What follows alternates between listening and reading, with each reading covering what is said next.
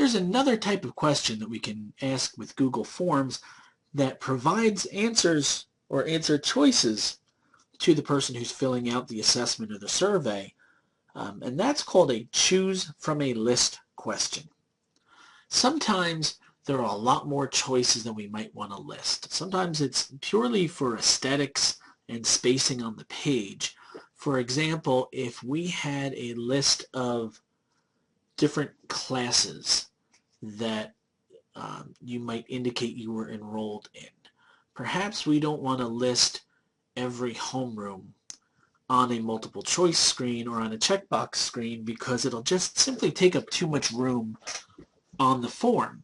We can add what's called a choose from a list question. We're going to visit our best friend, the Add Item button. Clicking on the drop-down, we find Choose from a List as a choice. Again, we get a very familiar look, and we're up to question number 6. Please select your homeroom from the list provided. So once again, we're going to see options in there. Now the order that they're listed here will be the order in the drop-down menu. What they will get is a drop-down menu, and they get to choose their answer from the list. So let's say that we've got homeroom 101. We've got homeroom 102. We're just going to keep adding options here. Homeroom 103, homeroom 104, homeroom 105,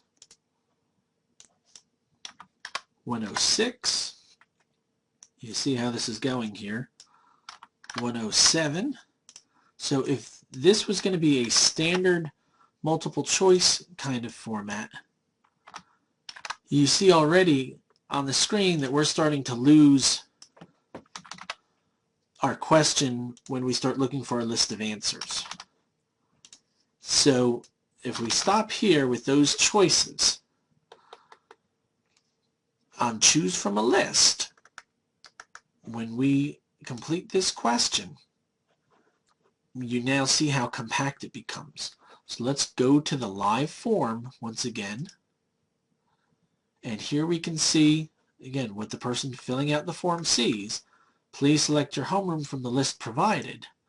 And they get this very nice, clean drop-down in which they can choose their choices. On the screen capture here, you're losing the bottom of the list, but they actually all do show up on the screen.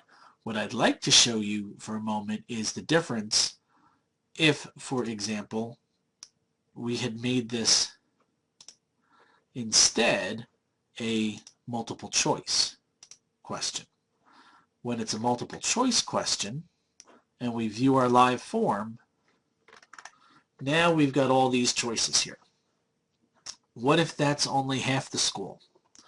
You can have a drop down with a lot of choices in the choose from the list category. It's a lot more efficient use of space depending on the information that you're trying to gather.